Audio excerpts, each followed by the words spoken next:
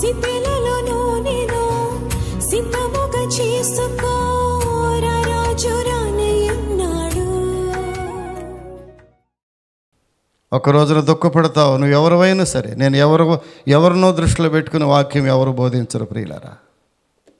ఈ వాక్యం ఎన్నో వేల మంది వింటున్నారు. ఇప్పుడు ఎవరినో దృష్టిలో పెట్టుకుని ఈ వాక్యం బోధించడం లేదు. ఒక రోజున ఒక యవనస్తుడు ఏడుస్తున్నాడు.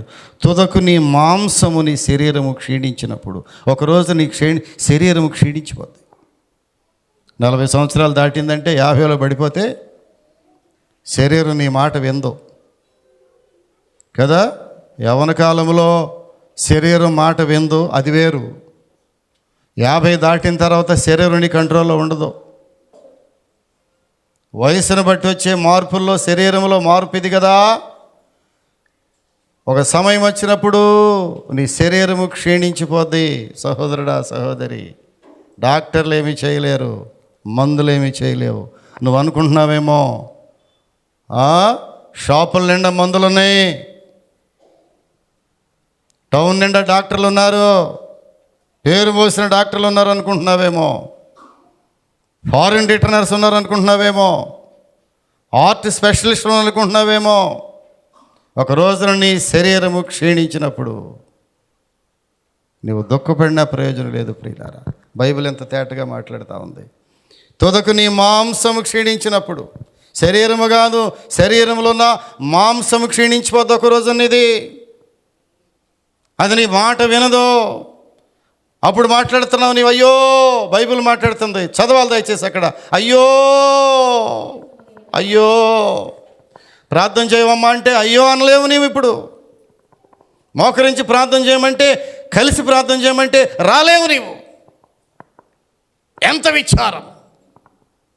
బుధవారం ప్రార్థనకి రాలేవు నీవు. ఎంత విచారము! వాక్యం బోధిస్తున్నాను ప్రియులారు. ఈరోజు ఒక రోజున నీ ప్రార్థన ఎలా ఉంటుందో తెలిసినా అయ్యో అయ్యో, చదవాలి దయచేసి అక్కడ. ఏమన్నాడు అక్కడ? అయ్యో, ఉపదేశము నేనెట్లు త్రోసివేసి తిని, ఉపదేశము నేనెట్లు త్రోసివేసి తిని. ఎన్నిసార్లు బ్రతిమలాడుతుందో దేవుని వాక్యము నిన్ను. సహోదరుడా, ఈ వాక్యం ఎక్కడి నుంచి ఉంటున్నావు నాకు తెలియదు. ఎన్నిసార్లు వాక్యము నిన్ను బ్రతిమలాడిందో నాకు తెలియదు. ఎన్నిసార్లు దేవుని సేవకులు నీ ఇంటికి వచ్చి బ్రతిమలాడో నాకు తెలియదు. అయ్యో, ఒక రోజున దేవుని సేవకులు మా ఇంటికి వస్తే నేను మరి లెక్క చేయలేదు ప్రభువా, వారు ఉపదేశము త్రోసివేసి తిని. ఏమన్నాడు ఇక్కడ? నా హృదయము గద్దింపును తృణీకరించింది. జాగ్రత్త, గద్దింపు అంటే హేళనగా ఉంది కొంతమంది. దేవుని సేవకులు గద్దింపు అంటే ఈజీగా తీసుకోవద్దు. దేవుని సేవకుల గద్దింపు, దావీదు భక్తుడు అన్నాడు, అది నాకు తైలాభిషేకము. దేవుని సేవకులు ఊరికే పని లేక గద్దిస్తారా నిన్ను? వాళ్ళకేం పని గద్దించడానికి? నాకేం పని? అసలు నేను గద్దించడానికి నాకేం పని? నా పిల్లలు ఉన్నారు నాకు గద్దించుకోవటానికి. నా మనోసంతానం ఉంది 5, వాళ్ళని గద్దించాలి నేను, వారిని దారిలో పెట్టుకోవాలి నేను. నాకేం పని నిన్ను పెట్టాకి? నాకేం పని అమ్మా? ఎందుకు గద్దిస్తున్నాం మేము నిన్ను? బైబిల్ మాట్లాడుతూ ఉంది, నా బోధకుల మాట నేను వినకపోతేని. 13వ వచనం, నా బోధకుల మాట నేను వినకపోతేని. ఎన్నిసార్లు వచ్చానయ్యా నీ ఇంటికి నేను? ఒక రోజున దుఃఖపడతావు సహోదరుడా, ఒక రోజున సహోదరి దుఃఖపడతావు. కింద మాట్లాడుతున్నాడు, నా బోధకుల మాట నేను వినకపోతేనయ్యా, నా హృదయం గద్దింపును తృణీకరించిందయ్యా, నా ఉపదేశకులకు నేను చెవియొగ్గలేకపోయానయ్యా. ఇన్ని బోధలు ఇక్కడ మెర్సీ ప్రార్థన మందిరంలో కఠినంగా బోధిస్తూ ఉంటే ఆ మాట ఒక్కటి కూడా నా చెవిని దూరలేదయ్యా. 25వ సంవత్సరంలో చూస్తూ చూస్తూ సంవత్సరం వెళ్ళిపోయింది ప్రభువా. ఈ 25వ సంవత్సర కాలంలో 12 మాసములో ఎన్ని వ్యాధుల నుంచి దేవుడు నిన్ను కాపాడాడు, ఎన్ని భయంకరమైనటువంటి ప్రమాదంలో దేవుడు నిన్ను కాపాడాడు, ఎలాంటి శోధనల నుంచి ప్రభువు నిన్ను కాపాడాడు. ఎన్నిసార్లు సాతాను నీ బిడ్డలను నిన్ను మృంగివేయటానికి చూసినప్పుడు దేవుడు నిన్ను కాపాడాడు ప్రియులారా. అర్థం చేసుకున్నావా నువ్వు దేవుని వాక్యాన్ని? దేవుని ప్రేమను అర్థం చేసుకున్నావా ప్రియులారా? మాట్లాడుతున్నాడు ఇర్మియా, కోతకాలం వెళ్ళిపోయిందయ్యా, గ్రీష్మకాలము గతించిపోయింది, నా జనులు రక్షణ పొందకయే ఉన్నారు. కొంతమంది రక్షణ గురించి ఆలోచనే లేదు. ఏమి తిందుమా, ఏమి చెప్పండి, ఏమి ధరించుకుందామా, ఏమి త్రాగుదమా, ఇదేనా జీవితం? ఇదేనా జీవితం? సహోదరుడా, యవనస్తుడా, ఇదేనా జీవితం? ఏమి తినాలి, ఏమి ధరించుకోవాలి, ఏం కట్టుకోవాలి, ఎలా త్రాగాలి, ఇదేనా జీవితం? బైబిల్ చాలా సూటిగా మాట్లాడుతుంది ఈ రోజున. 25 చిట్టుకుని వెళ్ళిపోయింది, జారిపోయింది. 25వ సంవత్సరం నిండైన సంవత్సరం చేయి జారిపోయింది. బ్రహ్మాండం అంటే 2025 సంవత్సరం చేయి దాటిపోయిందయ్యా. ఇంకా 5 రోజులే ఉంది. ఈ 5 రోజులన్నా ఎంత కఠినమంటే, ఈ 5 రోజులైనా వస్తావా మందిరానికి? ఈ 5 రోజుల్లోనైనా ప్రభువా 12 మాసములు దుఃఖపడే నేను ఈ 5 రోజులు కన్నీరు గార్చి నీ పాదాలు తడుపుతాను ప్రభువా. తీర్మానం చేసుకోవడానికి భయపడుతున్నావు. సినిమాలు షికార్లకు వెళ్ళిపోయాం. బ్రహ్మాండం వంటి రోజుల్లో ఇష్టానుసారంగా జీవించాం.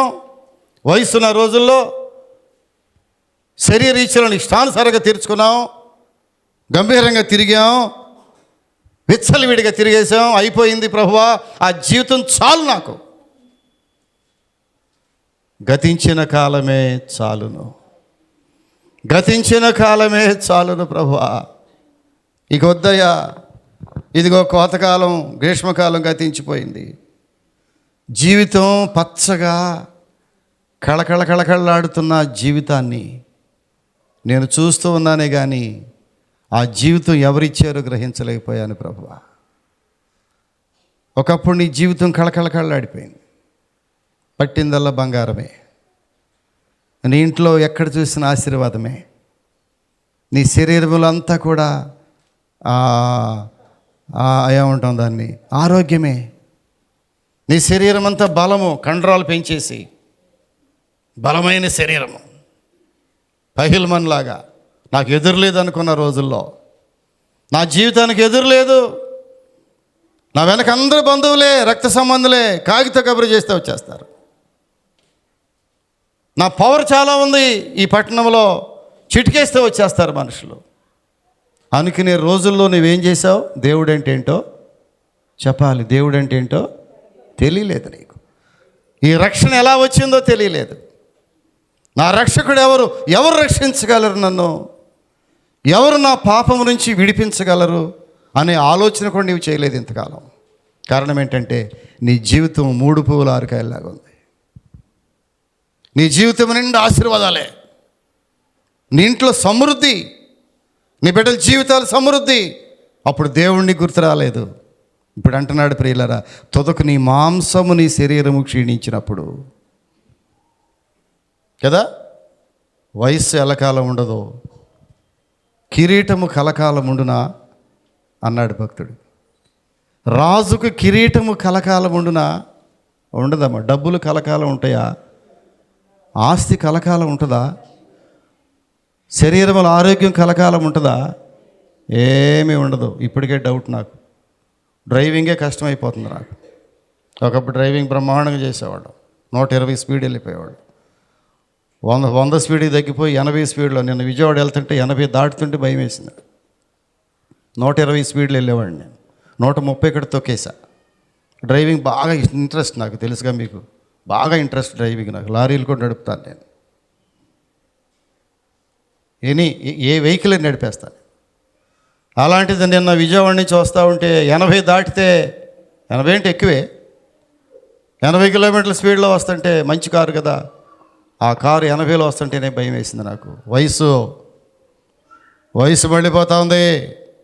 ఏమన్నాడు ఇక్కడ చూడండి, తుదకు నీ మాంసము నీ శరీరము క్షీణించినప్పుడు, అయ్యో ఉపదేశము నేను ఎట్లు త్రోసివేసిని, నా హృదయపు గద్దింపునెట్లు తృణీకరించను, నా బోధకుల మాటని వినకపోతిని, నా ఉపదేశకులకు నేను చెవియొగ్గలేదు. ప్రియులారా, ఎంత విచారము! ఎలాంటి ఆయుష్ని దేవుడిచ్చాడు నీకు, ఎన్ని తరుణములు దేవునికి ఇచ్చాడు, ఎంత ఆయుష్ని ఇచ్చాడు. ప్రియులారా, వృద్ధాప్యములు కూడా క్రీస్తుని అంగీకరించకపోతే ఇంకెప్పుడు అంగీకరిస్తావు నీవు? నీ వయసు అయిపోతున్నా కూడా ప్రభువా నాకు దేవుడు కావాలనకపోతే వయసు అయిపోయిన తర్వాత నీ పరిస్థితి ఏంటి? కొంతమంది వృద్ధాప్యములు కూడా దేవుడు అవసరం లేదు. వయస్సు మళ్ళీపోతున్నా దేవుడు నాకు కావాలనే ఆలోచన మనుషుల్లోకి రాపోవటం కారణం ఏంటి తెలిసిన? నిర్లక్ష్యము, అజ్ఞానము. దేవుడు కావాలి నీకు, దేవుడి కాపుదల కావాలి నీకు, నీ బిడ్డలకు దేవుని కాపుదల కావాలి. మనుషుల కాపుదల వ్యర్థమే, అది ఒక్కరోజు ఉంటుంది, రెండో రోజున పోతాయి. దేవుని కాపుదల ప్రియులరా ఎంత అవసరం తెలిసినా? దయగలిగిన దేవుడు ఎవరు నశించిపోవటం ఆయనకి ఇష్టం లేదు. ఈ రక్షణ ఎవరికి ఇచ్చాడు? అందరికి ఇచ్చాడు. బూదిగంత నివాసులారా అన్నాడు. బూదిగంత నివాసులారా నా వైపు చూసి రక్షణ పొందుడి. ఎవరి వైపు చూసినా రక్షణ రాదు. ఎవరి వైపు చూసిన రక్షణ రాదు. అక్కడెక్కడో ఏదో పెట్టి దానికి చూడమన్నారంట రక్షించబట్టానికి, రాదు. పాస్టర్ గారి వైపు చూస్తే రక్షణ రాదు, మందిరం వైపు చూస్తే రక్షణ రాదు. బూదిగంత నివాసులారా నా వైపు చూసి రక్షణ పొందుడి, నా వైపు చూసి రక్షణ పొందుడి. ఎవరు రక్షణ పొందాలి? అందరూ రక్షణ పొందాలి. అందరూ రక్షణ పొందాలి ప్రియులారా, అందరూ రక్షణ పొందాలి. 2వ పేతురు గ్రంథం పత్రికలో రాస్తాడు చూడండి, 3:9 అంటాడు, అంతటా అందరూ మారు మనసు పొందాలని.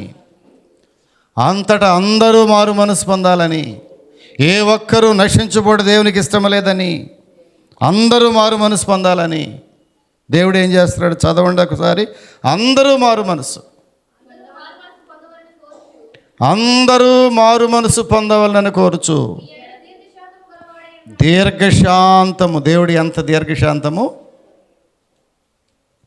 ఆయన దీర్ఘశాంతమును ఆయన సహనమును తృణీకరించుదువా అంటాడు. మాట్లాడబాకండమ్మా. ఆయన దీర్ఘశాంతమును ఆయన సహనమును నీవు తృణీకరించుదువా? దేవుడు ఎంత దీర్ఘశాంతము నీడలో చూపిస్తున్నాడు. ఎన్ని సంవత్సరాలు టైం ఇస్తున్నాడు నీకు, ఎన్ని మాసములు టైం ఇస్తున్నాడు నీకు. ప్రియులరా, కొంతమందికి టైం లేక వెళ్ళిపోతున్నారు కదా. మన కళ్ళ ముందు 2025లో ఎంతమంది వెళ్ళిపోయారో. వెళ్ళిపోలా? మన ఆప్తులైనటువంటి వారందరికంటే మనం గొప్పవాళ్ళం కాదు. ఒకసారి ఆలోచించావా? ఈ లోకాన్ని విడిచి వెళుతున్న ఒక మనిషిని చూసి ఆలోచించావా? నా స్థితి కూడా ఒకరోజు ఇదే కదా, నా స్థితి కూడా ఇదే కదా. కొంతమంది మరణం అంటే భయం అనుకుంటే అది వేరే సంగతి. మన చర్చిలో మరణం అంటే భయం ఉండదు, ఎందుకంటే పరలోక రాజ్యానికి వారసులంగా చేశాడు దేవుడు మనల్ని. ప్రైజ్ ది లార్డ్, హల్లెలూయా చెబుతాం. పరలోక రాజ్యమునకు వారసులుగా చేశాడు. మరణ భయం లేదు మనకి. మరణ భయములో నుంచి దేవుడు మనల్ని బయటికి తీసుకొచ్చేసాడు. మనకు మరణ భయం లేదు. ప్రియులరా, ఇక్కడ చూసినట్లయితే ఏమన్నాడు చూసారా? అందరూ మారు మనసు పొందాలి, అందరూ మారు మనసు పొందాలి. అప్పుడు అంటాడు అపోస్తుల కార్యంలో, వెళ్తారు ఒక మాట చూద్దాం, ముగించుకుందాం. యెషయా గ్రంథం 65 అధ్యాయం చూస్తే, త్వరగా తీసి చదవాలి. ఎస్, లోబడనొల్లని ప్రజల వైపు దినమంతయు నా చేతులు చాపుచున్నాను. ప్రియులరా, ఇదే దేవుని ప్రేమ, ఇదే దేవుని ప్రేమ. ఏంటో తెలిసిన? ఈ సంవత్సరం అంతా ప్రభు చేతులు చాపాడు నీకోసం. దినమెల్లా, సంవత్సరం అంతా దినమెల్లా, రోజంతా నీ కొరకు చేయి చాపుతూనే ఉన్నాడు. ఇంకా వస్తావేమోనని చేయి చాపి బ్రతిమలాడుతున్నాడు. సేవకుల ద్వారా, వాక్యము ద్వారా, టీవీల ద్వారా, పత్రికల ద్వారా, మీటింగుల ద్వారా, ఉజ్జీవ సభల ద్వారా, వాల్ పోస్టుల ద్వారా, ఫ్లెక్సీల ద్వారా దేవుడు నీతో మాట్లాడుతున్నాడు. ఒక్కదానికైనా మనసు పెడతావా? మన మెరిసి ప్రార్థన మందిరంలో కుటుంబాలు కట్టుకుంటున్నాం. మనం వేల మందిని పోగు చేసుకునే మందిరం కాదు మంది. ఒక కుటుంబం మందిరంలోకి వస్తే ఆ కుటుంబాన్ని ప్రభువులో కట్టబడాలి, ఆ బిడ్డలు ఆశీర్వదించబడాలి, ఆ బిడ్డలు పెళ్ళిళ్ళయి వాళ్ళ కుటుంబాలు ఆరోగ్యవంతంగా, వారి కుటుంబాలు ఆశీర్వాదకరంగా ఉంటే చాలయ్యా. సరేనమ్మా, కొన్ని నువ్వు ఇట్లా మరి ఈ ఫోన్ కాల్ చేస్తూ ఉంటే కొంతమంది అపార్థం చేసుకుని, కొంతమందిని తిట్టుకుని, నేను అన్నాను, నీ ఫోన్ కాల్స్ వల్ల చాలామంది తిట్టుకుంటున్నారమ్మా నిన్ను అన్నాను. దానికి కూడా ఆమె ఒప్పుకోలేదు. ఆమె ఒక దృఢ నిశ్చయం ఉంటుంది మనసులో. ఏమైనా సరే నేను ఫోన్ చేశానంటే వాళ్ళు మందిరానికి ఏదో ఒక రోజున వస్తారు. మందిరానికి వచ్చారంటే చాలు, ఆ కుటుంబం కట్టబడద్దు దేవుల్లో. అమ్మా డిస్టర్బ్ చేయబాకండి రా. చివరిలో ఆ మందిరంలోకి ఆ కుటుంబం వస్తే ఆ కుటుంబం దేవునిలో కట్టబడితే చాలు. నేను చాలా ఆశ్చర్యపోయాను ప్రియులారా. ఇది కదా సువార్త అంటే, ఇది కదా దేవుని పరిచర్య అంటే. పరిచర్యలో ఎన్ని ఇబ్బందులు చాలామందికి తెలియదు. దేవుని పరిచర్య ఈజీ కాదది. దేవుని పరిచర్య అంటే ప్రియులారా, అది సులువైంది కాదు. ఆ భారం ఏంటంటే కుటుంబాలను కట్టగలిగిన భారం ప్రియులారా. కుటుంబాలు వర్ధిల్లాలి, ఆ బిడ్డలు ఈ మందిరంలో వర్ధిల్లాలి. మెర్సీ ప్రార్థన మందిరంలో నా బిడ్డ వర్ధిల్లిందని ఒక తల్లి చెబితే దానికంటే సంతోషించేవాళ్ళు మాకంటే ఎవరు లేరు. అదే మా సంతోషం ప్రియులారా. దీన్ని అర్థం చేసుకున్న వాళ్ళు ఏం చేస్తున్నారంటే వస్తున్నారు మందిరానికి, బాగుపడుతున్నారు, ఆశీర్వాదం పొందుతున్నారు, వెళ్తున్నారు. కానీ కొంతమంది ఉన్నారే, గ్రీష్మకాలం గతించిపోయింది, కోతకాలం గతించిపోతుంది, 2025 గతించిపోతూ ఉంది. కొంతమంది ఎలా ఉందో తెలిసిన అక్కడే. ఎక్కడమ్మా? అక్కడే. ఎక్కడ వేసిన గొంగళి అక్కడే. కొంతమంది సంవత్సరములు గతించిపోతున్నా, విలువైన సమయం గతించిపోతున్నా. ఎక్కడ భక్తి అక్కడే, ఎక్కడ ఆశీర్వాదాలు అక్కడే. ఎదుగులేదు, బతుకులేదు. కొన్ని కుటుంబాల్లో ఎదుగు బతుకులేదు. ఆర్థిక సమస్యల నుంచి విడుదల లేదు. సంవత్సరాల తరబడి అప్పుల మహిమలో కూరుకుపోతున్నావు. ఆశీర్వాదం అడగవా దేవుడిని? ప్రభువా ఏంటి అప్పులు అడగవా? దేవుడు మోగోడా ఏంటమ్మా? దేవుడు మోగోడు చేసావేంటి నువ్వు? ప్రభు అవన్నీ అప్పులేనయ్యావు. దేవుడు మోగోడా? నీ దేవుడు ఎవరమ్మా?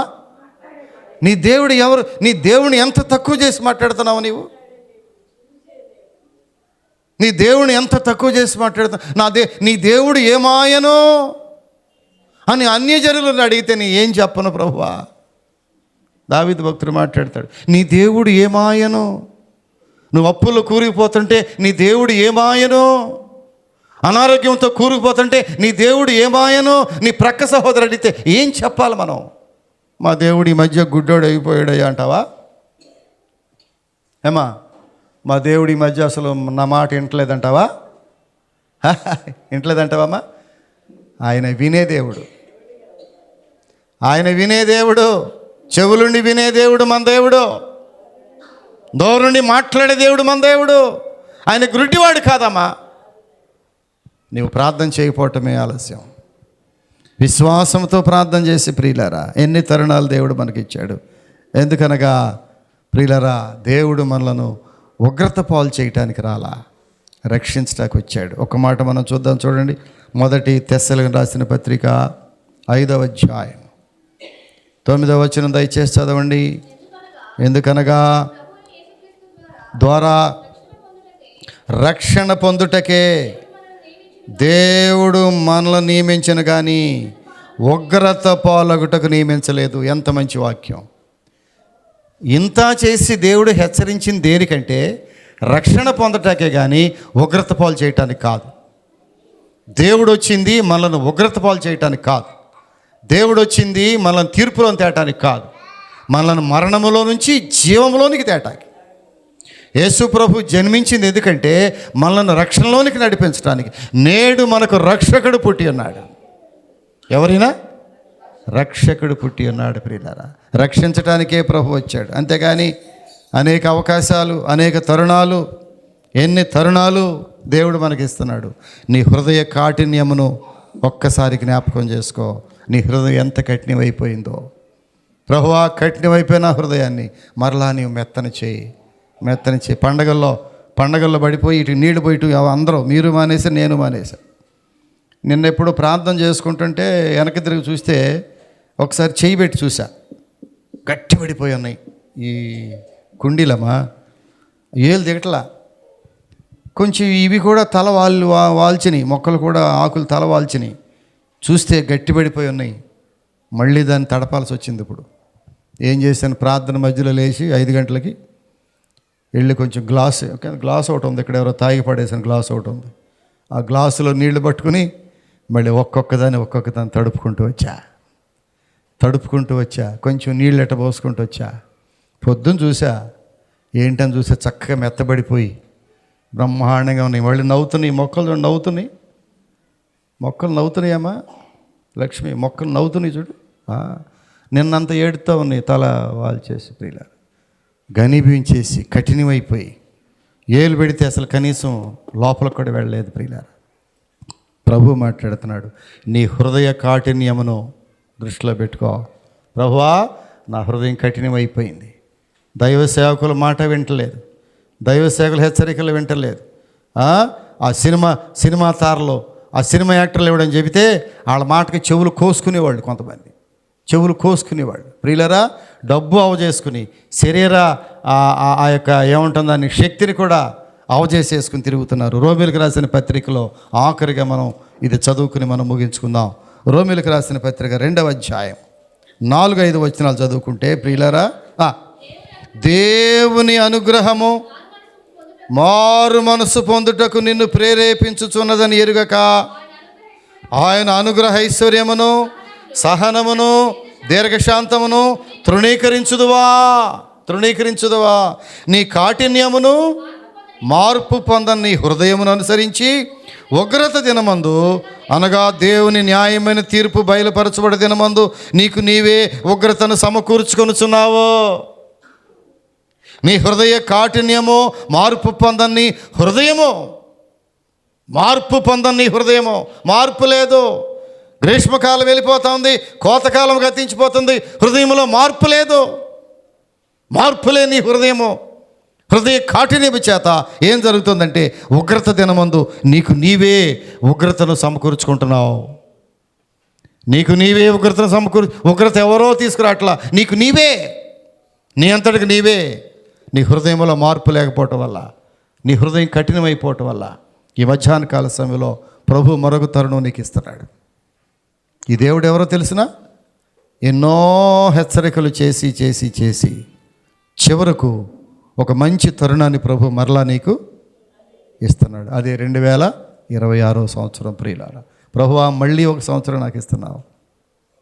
ఈ సంవత్సరం అయిపోయింది అనుకుంటే నన్ను ప్రేమించి మరొక సంవత్సరాన్ని ఇస్తున్నావు ప్రభువా. ఇప్పుడైనా నా హృదయాన్ని కఠినం చేసుకోకుండా నీ పాద సన్నిధికి వస్తాను. ఒక్కసారి ప్రార్థన చేస్తావా? అయ్యో ప్రభువా, తల వంచండి ఒక్కసారి. అయ్యో ప్రభువా, గ్రీష్మకాలం వెళ్ళిపోయింది, కోతకాలం గతించిపోయింది, రక్షణ లేదు ప్రభువా, రక్షణ లేదు. హృదయ కాఠిన్యముతో ఉగ్రత దినమందు నాకు నేనే ఉగ్రతను కొని తెచ్చుకుంటున్నానేమో ప్రభువా. ఎదురాడు హృదయముల కొరకు దినమెల్లా చేతులు చాపుతున్నాడు దేవుడు. ఎన్నిసార్లు దేవుడు నీ కొరకు చేతులు చాపాడు, ఎన్నిసార్లు నీ గుమ్మం దగ్గరికి వచ్చి తలుపు కొట్టాడు, ఎన్నిసార్లు నీ తలుపును బాదుతున్నాడు దేవుడు. అమ్మా, ఒక్కసారి తలుపుది, ఒక్కసారి రక్షణ పొందు. ఈ రక్షణ నీ కొరకే రక్షణ సంపాదించాను నేనని ఎన్నిసార్లు దేవుడిని హెచ్చరించాడో, ఎన్నిసార్లు దేవుని సేవకులు హెచ్చరించారో. ఒక్క నిమిషం ప్రార్థన చేసుకుందాం. నోరు తెరిచి ప్రార్థన చేయి. ఒక్క నిమిషం నోరు తెరిచి ప్రార్థన చేయి. నోరు తెరిచి ప్రార్థన చేయి. కనీసం ఇప్పుడైనా ఈ వాక్యం కనీసం నాకు అనుకుంటే, కనీసం ఈరోజైనా ఆఖరిగా ఈ సంవత్సరానికి చివరి ఆదివారం ఇది. నోరు తెరమ్మా. ఎన్నిసార్లు దేవుని సేవకులు హెచ్చరించారు నిన్ను. కోతకాలము గతించిపోతుందయ్యా, గ్రీష్మకాలము జరిగిపోయిందయ్యా, మనకు రక్షణే లేదు ప్రభువా, రక్షణే లేదు. ఎంతకాలము దేవుడు నీతో మాట్లాడతాడు, ఎంతకాలము సేవకులు నీతో మాట్లాడతారు. చేయాలి, నోరు తెరిచి ప్రార్థన చేయాలి. నోరు తెరు గట్టిగా.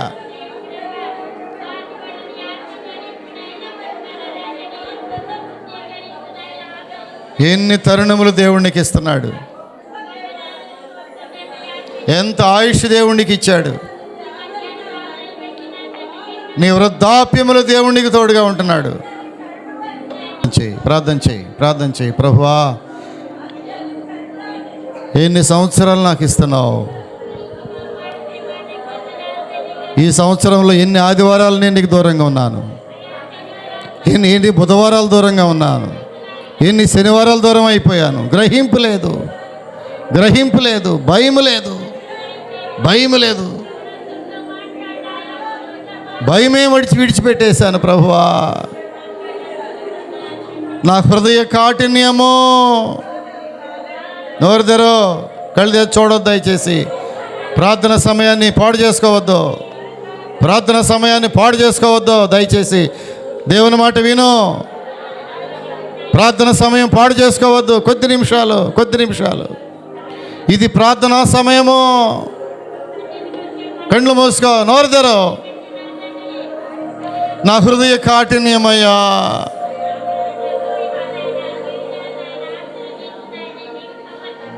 లోబడనొల్లని ప్రజల వైపు దినమంతా చేతులు చాపుతున్నాడే. లోబడనొల్లని ప్రజల వైపు దినమంతా చేతులు చాపుతున్నాడు యేసయ్యా. నీ చేతుల గాయమును నేనే కదా చేసింది ప్రభువా.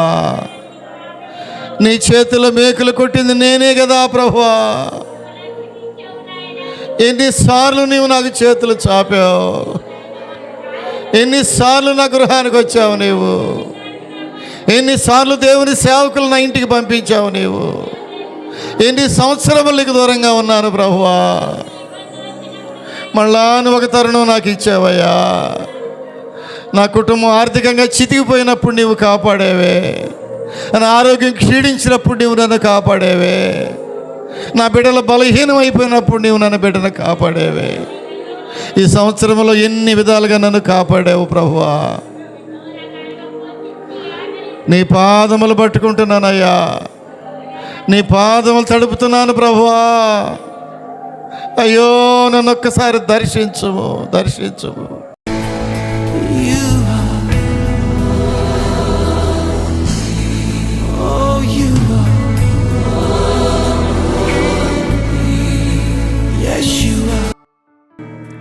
పరిశుద్ధుడా, ప్రేమ కలిగిన స్వామి,